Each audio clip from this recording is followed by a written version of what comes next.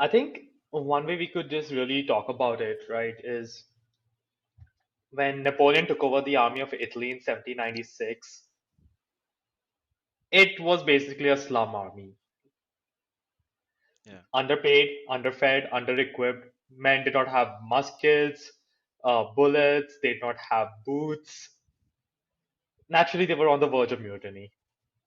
I mean, understandable. Wonder why. The poor, as some people said, the poor cousin of the French armies of Germany, of the Rhine. Sorry.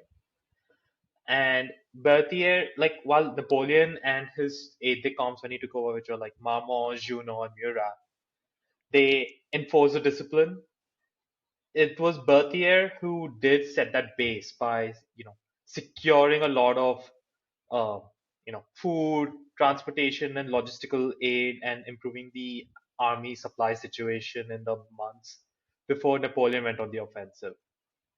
Now, that also set that solid core foundation. Yeah. So, I mean, definitely. without food, you can't really fight. I mean, no muskets, no clothes. I mean, you're gonna freeze to death. You can't even fight. So this guy made all of that It's happen, it, and no, you can fight and do everything. So many generals just yeah. believe their willpower is enough, right? Who I mean, needs food? he picked a quite the, how do you say, inglorious position, because I mean he was indispensable. Like without Berthier, no Napoleon probably.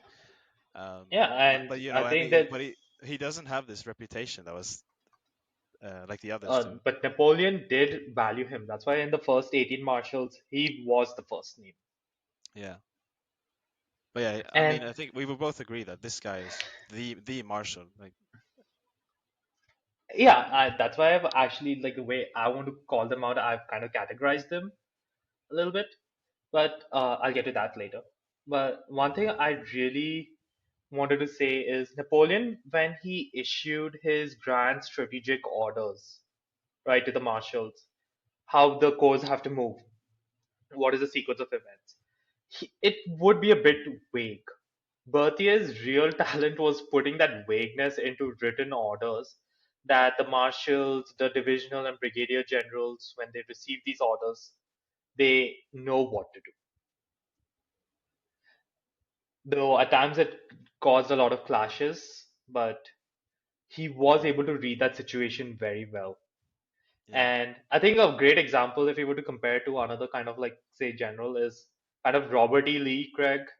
He was quite vague in that Southern gentleman mannerism of speaking, but it was only Stonewall Jackson who was really able to interpret the orders properly and True. take it into force. But after Stonewall Jackson's death, as you see, right, it Yeah. kind of was a big struggle with his army to interpret the orders as how Lee intended. Yep. So to me, it's just kind of like, Berthier's ability to influence and interpret these orders correctly. That's pretty invaluable. yeah. But I think in terms of his rivalries, Berthier also, one was definitely with Davout, which we've already discussed, so I don't feel like a need to repeat. And he did have a conflict with Ney and Ney's chief of staff. Jean Minot, So right? yeah, so Marshal Ney's chief of staff was Henry Jomini, a Swiss civilian, and he just basically tried to impress Napoleon and bypass Berthier. So Berthier never forgot the slide because all of these guys have giant ass egos as well. Yeah, That's pretty much it. And as you said, Vic, he doesn't have any military training and competency.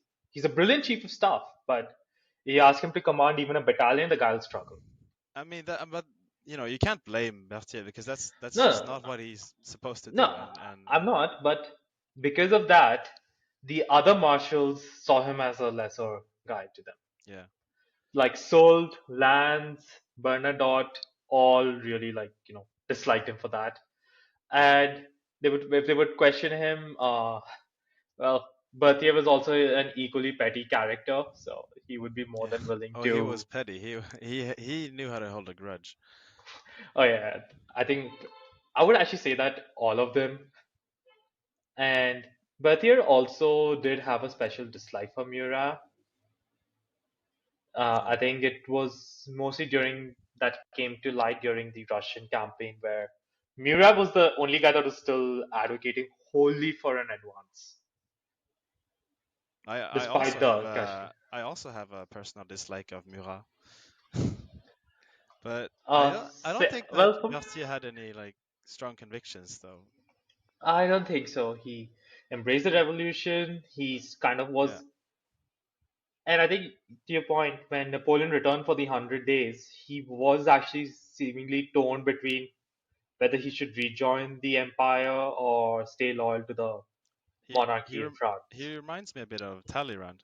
Um, just like you know, as soon as tides shift, he just jumps boat, you know. And Well, I think should that's fair.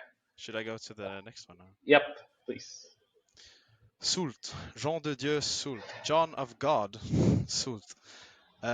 Strengths generally brilliant, like very competent, and he was extremely adept at leading armies on his own without supervision. Some of the other marshals, or many of them, they needed Napoleon to micromanage them and all that, but no, he could do this. But his weakness, he got captured and robbed at one point, right? And after that, he was I believe that was after the siege of Genoa, or during the yeah, siege of Genoa in yeah. 1800, And after that, he where was he was, never the same. Like he was yeah, so cautious. He did not want to lead from the front anymore, and his style shifted to a more like managerial approach. So he just gave orders from the rear. And his personality was quite like cold, aloof, ruthless. You could call and him a arrogant. big plunderer. Yeah, yeah. Uh, and he was also known to clash with people because of his, quite like very French personality, I suppose. Um, Very French. I mean, yeah, yeah. And I don't think he had any convictions at all. Like he was in it for himself. I think You know how bad was he as a plunderer? in Spain. Yep. Yeah, Napoleon said Soult was the greatest pillager of them all and I should have made an example and had Soult shot.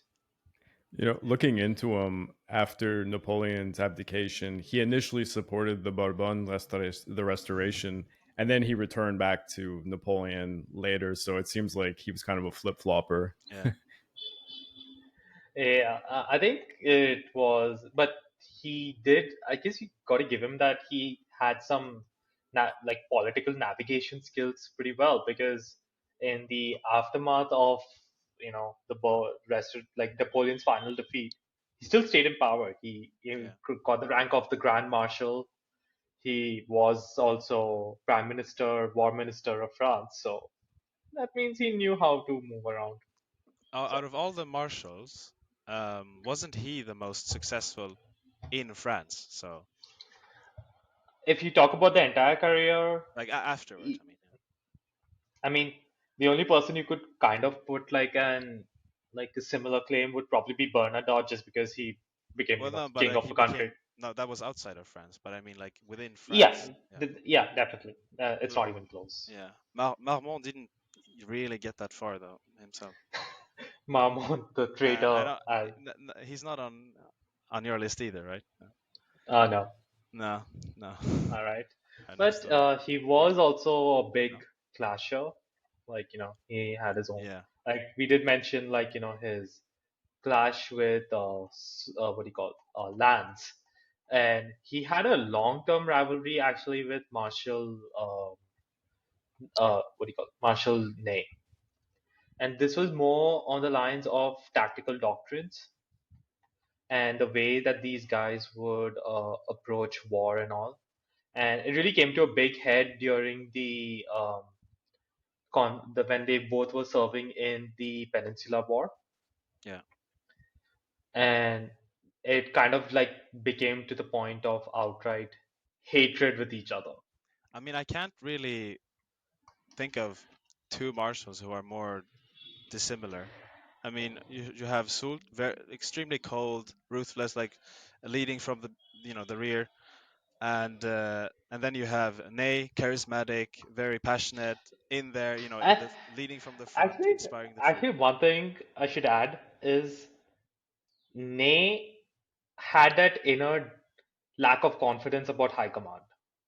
Sult actually did not. So it's another, polar opposite of these two personalities. I think we could call Sult arrogant, right? I mean, He was. yeah.